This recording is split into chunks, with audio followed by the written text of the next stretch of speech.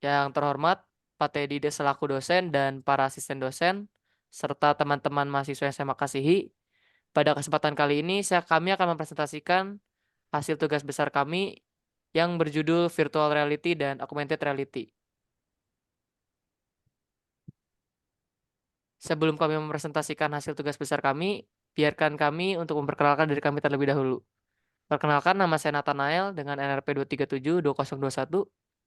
Saya Jason Christian Jonathan, NRP 2372022. Saya Charles Sung dengan NRP 2372019.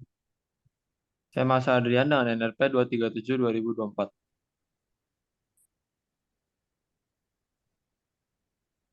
Baik, di sini adalah tabel of content yang kami buat. Yang pertama ada realitas virtual, yang kedua ada augmented reality, ketiga ada perbedaan VR dan AR, keempat ada potensi realitas virtual dan augmented reality. Dan yang kelima adalah tantangan realitas virtual dan augmented reality, keenam perkembangan masa depan realitas dan augmented reality, ketujuh ada contoh penerapan realitas virtual dan augmented reality, dan yang terakhir adalah macam-macam penerapan. Di sini adalah penjelasan dari realitas virtual.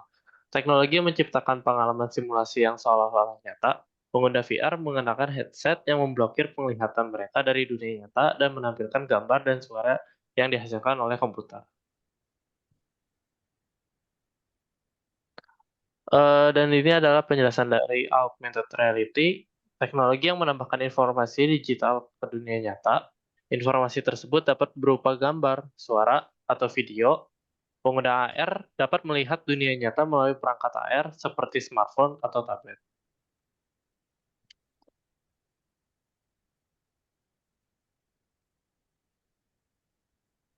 Berikutnya ada perbedaan VR dan AR. Perbedaan utama antara VR dan AR adalah cara mereka berinteraksi dengan dunia nyata. VR memblokir dunia nyata dan menggantikannya dengan dunia simulasi, sedangkan AR menambahkan informasi digital ke dunia nyata.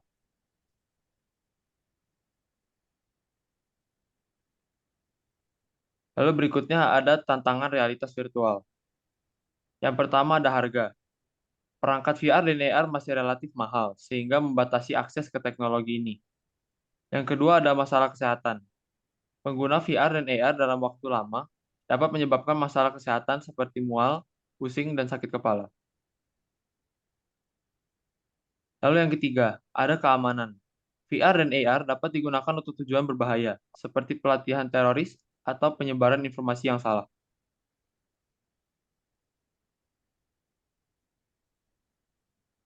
Kemudian ada potensi realitas virtual dan augmented reality. Yang pertama adalah hiburan. VR dan AR dapat digunakan untuk menciptakan pengalaman hiburan yang lebih imersif dan menarik, seperti konser virtual, tur virtual, dan film interaktif. Yang kedua adalah pembelajaran. VR dan AR dapat digunakan untuk memberikan pengalaman pembelajaran yang lebih interaktif dan realistis, seperti simulasi operasi, tur sejarah, dan pembelajaran bahasa. Yang ketiga adalah pelatihan. VR dan AR dapat digunakan untuk memberikan pengalaman pelatihan yang lebih aman dan efektif, seperti pelatihan militer, pelatihan medis, maupun pelatihan keselamatan. Yang keempat adalah kesehatan. VR dan AR dapat digunakan untuk memberikan perawatan yang lebih efektif dan nyaman, seperti terapi, pasca trauma, relaksasi, dan rehabilitasi. Kemudian perkembangan masa depan realitas virtual dan augmented reality. Yang pertama adalah perangkat. Perangkat yang lebih terjangkau, perangkat VR dan AR akan semakin terjangkau, sehingga memungkinkan lebih banyak orang mengakses teknologi ini. Yang kedua adalah kualitas. Peningkatan kualitas grafik dan suara. Grafik dan suara VR dan AR akan semakin realistis, sehingga menciptakan pengalaman yang lebih imersif. Yang ketiga adalah interaksi. Peningkatan interaksi. Interaksi dengan VR dan AR akan semakin intuitif dan alami, sehingga lebih mudah digunakan.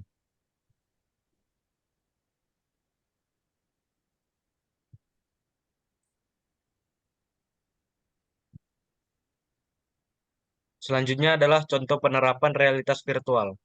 Yang pertama adalah kesehatan, terapi pasca trauma. Pasien dapat menjalani terapi untuk mengatasi trauma dengan cara yang lebih efektif. Relaksasi. Pasien dapat bersantai dan menghilangkan stres dengan cara yang lebih menyenangkan. Rehabilitasi. Pasien dapat menjalani rehabilitasi dengan cara yang lebih efektif dan efisien. Yang kedua adalah hiburan. Konser virtual. Pengguna dapat menyaksikan konser dari rumah tanpa harus pergi ke tempat konser. Tur virtual. Pengguna dapat berkeliling tempat wisata atau bangunan bersejarah tanpa harus meninggalkan rumah. Film interaktif. Pengguna dapat berinteraksi dengan karakter dan objek di dalam film. Yang ketiga adalah pembelajaran. Simulasi operasi. Dokter dapat berlatih melakukan operasi tanpa membahayakan pasien. Tur sejarah. Siswa dapat belajar tentang sejarah dengan cara yang lebih interaktif dan realistis. Pelatihan militer. Prajurit dapat berlatih menghadapi situasi yang berbahaya tanpa harus membahayakan diri sendiri.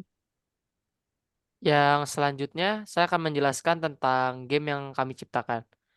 Untuk game ini, game yang sederhana. Untuk pertama-tama, untuk memulai game, kita dapat mengklik button yang ada di tengah-tengah layar ini. Setelah kita klik, di sini akan dimunculkan 6 pilihan soal mengenai ya materi-materi yang telah dijelaskan oleh kami. Semisal kita mengklik nomor 1, ini akan dibawa kepada soal nomor 1. Contohnya saya akan lakukan. Teknologi yang menciptakan pengalaman simulasi yang seolah-olah nyata. Pengguna VR mengenakan headset yang memblokir penglihatan mereka dari dunia nyata dan menampilkan gambar dan suara yang dihasilkan komputer. Pernyataan di atas merupakan pengertian dari virtual reality atau VR. Apabila jawaban kita benar, akan menampilkan tampilan seperti jawaban Anda benar. Apabila sudah, kita mengklik kembali lagi dan dapat memilih contoh-contoh soal lainnya.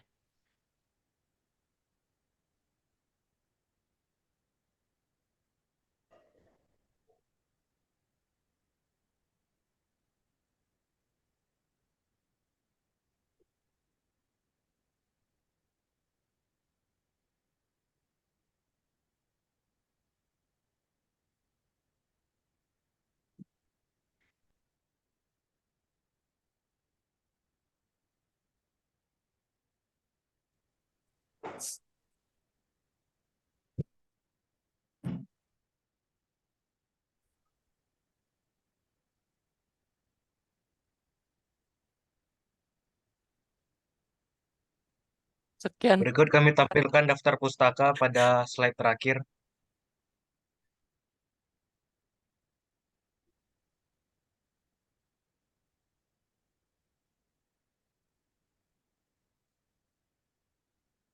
Sekian presentasi kami. Mohon maaf jika ada kesalahan dalam penggunaan kata.